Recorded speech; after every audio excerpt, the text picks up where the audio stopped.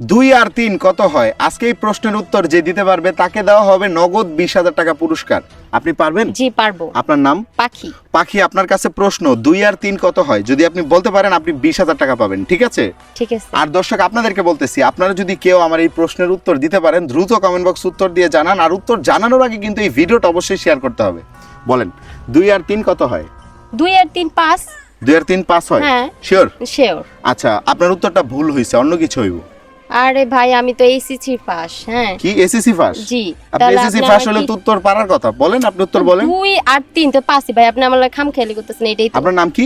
পাখি।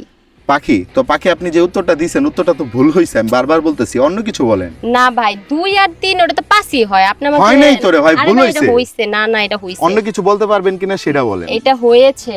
হ্যাঁ? 2 আর 3 তো 5ই হয়। আরে দর ভাই, মানে কি তর্ক করতেছেন কেন? আপনি অন্য কিছু বলতে পারেন কিনা সেটা দেখেন।